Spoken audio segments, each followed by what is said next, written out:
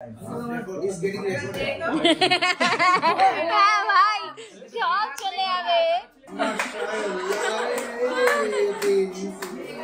বড় হওয়ার সাথে সাথে যেটা রিয়েলাইজ হয় যে শুধু গিফটস নয়, গিফটস তো আছেই মেটেরিয়ালিস্টিক জিনিস, কিন্তু তার সাথে যে ভালোবাসাটা পেয়েছি সেটা প্রাইসলেস। এবং সবাইকে প্রচুর প্রচুর প্রচুর থ্যাংক ইউ।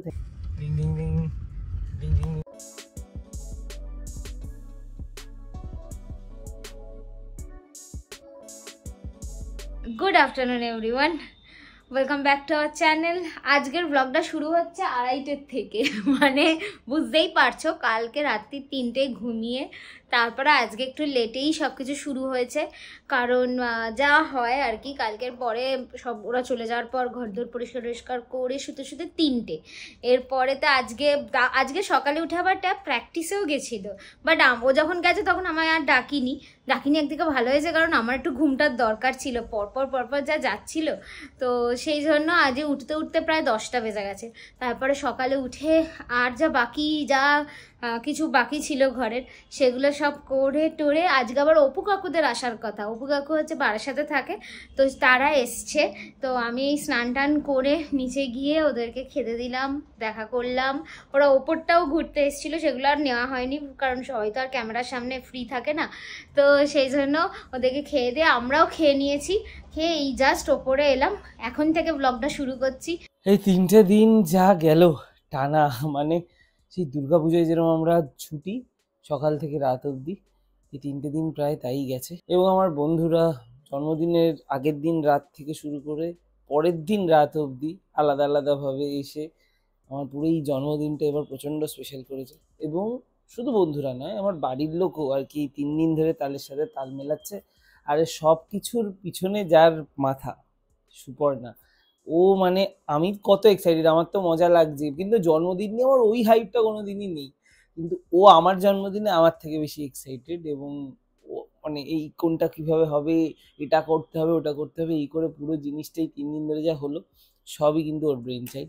এবং আমি তো প্রচণ্ড আনন্দ পেয়েছি, এবং নিজের কাছের মানুষদের সাথে এই জন্মদিনটা 2 দিন ধরে কাটিয়ে আমার মানে দারুণ মজা লাগছে। এবং এই একটু টাইম পেয়েছিলাম, কারণ আজ সকাল থেকে প্রচণ্ড আর কি ল্যাদ লাগছিল। সকালবেলা প্র্যাকটিস করে এসে আমি অনেকক্ষণ আর কি হালকা শুয়েছিলাম, কিছু করছিলাম না। আর ওই 2 দিন ধরে তো বিরিয়ানি খেয়েই চলেছি, আজকে রাতে গিয়ে হয়তো বিরিয়ানির ইতি টানা হবে। এবং তারপর একটু আগে একটু বসে সবকটা গিফটস আর কি একটু আনবক্স করে দেখছিলাম। এবং প্রচুর প্রচুর প্রচুর গিফটস পেয়েছি, মানে এত গিফটস, মানে আমার মনে হচ্ছে আমার সেই 14-15 বছর বয়স হয়তো জন্মদিনে এসে এত গিফট পেয়েছি। কিন্তু মানে বড় হওয়ার সাথে সাথে যেটা রিয়েলাইজ হয় যে শুধু গিফটস নয়, গিফটস তো আছেই মেটেরিয়ালিস্টিক জিনিস, কিন্তু তার সাথে যে ভালোবাসাটা পেয়েছি সেটা প্রাইসলেস। এবং সবাইকে প্রচুর প্রচুর প্রচুর থ্যাংক ইউ বলে ছোট করবো না, কিন্তু বলতে ইচ্ছা করছে খুব।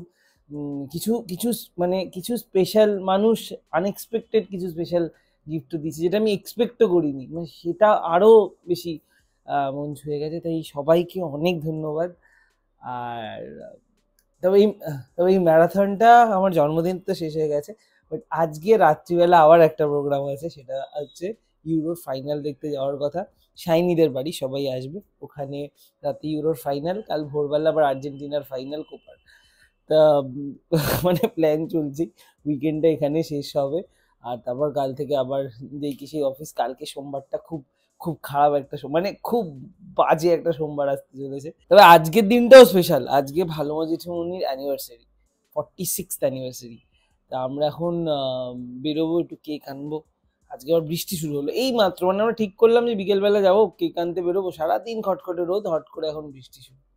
তো বিকেলে একটু গিয়ে কেক আনবো। আর ওই আমার টেবিলটাও ফেরত দেওয়ার আছে, যেটা নিয়ে এসেছিলাম, ওটা সকাল থেকে দেবো করে দেওয়া হয়নি।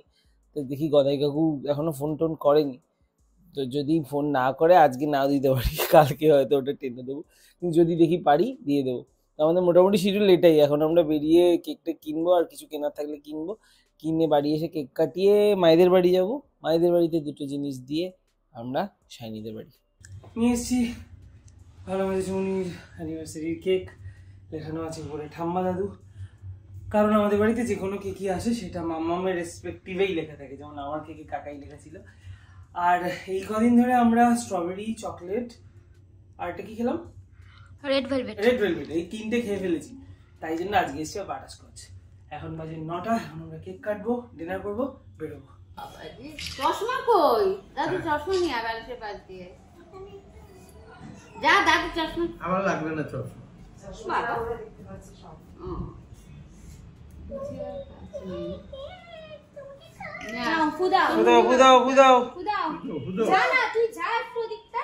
এখানে দাম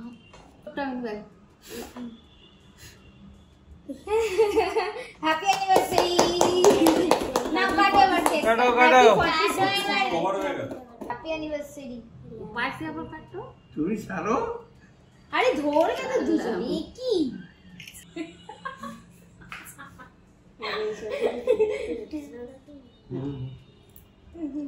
বললো না বাবা ওই খাইছে দে। আরে খাবলে বার করো না, ছুরিটা দিয়েই বার করো তাহলে। ও বাবু তুই আগে খাস এইদিকে। এখন বাজে 9:30, এই জাস্ট বেরোলাম, যাচ্ছি প্রথমে মায়ের বাড়ি, কারণ মায়েদের কিছু জিনিস দেওয়ার আছে, তো সেগুলো পৌঁছাবো। তারপরে ওখান থেকে যাব সায়নীদের বাড়ি। আর বেরোনোর আগে যেটা ছিল আমাদের কাজ, সেটা হচ্ছে ভালো মা জেঠুমনির আজকে 46th অ্যানিভার্সারি, মানে 46 বছর একসাথে থাকা। টাচুড এরকমই অ্যানিভার্সারি যেন আমরা আরো সেলিব্রেট করতে পারি, এটাই ভগবানের কাছে প্রার্থনা করছি।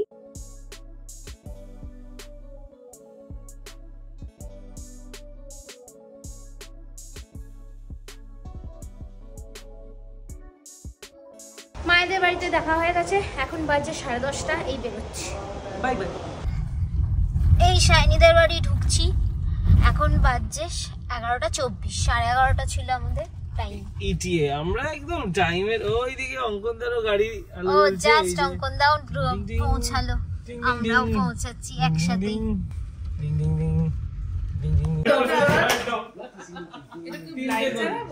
এটা ভাই ক্যারামেলটা ফেলটা কিনেছে। এখানে আরেকটু আছে।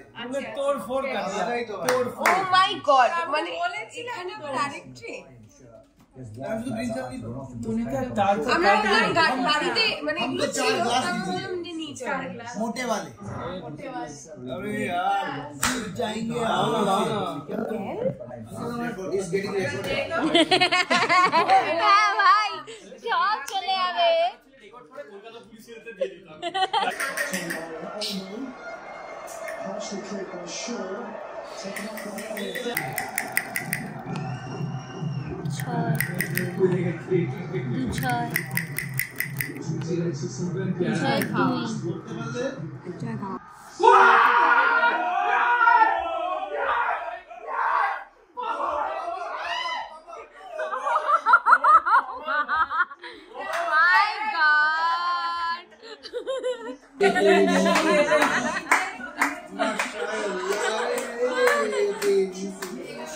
कैसा लगा? बहुत अच्छा लगा। कैसा लगा? मजा आ गया, मजा आ गया। তোর কোনো উত্তেজনা নেই কেন? তুই তো জিতেছিস। একটা তো সাপোর্টার এই কে যেন ইংল্যান্ড বলছিল, অঙ্কনদা। ইয়েস জয় বাংলা।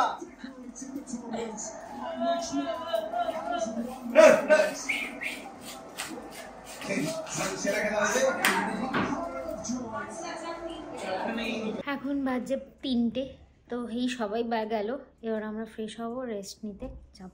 স্পেন 4 নম্বর ইউরো জিতে গেল, হাইয়েস্ট বাই এনি টিম।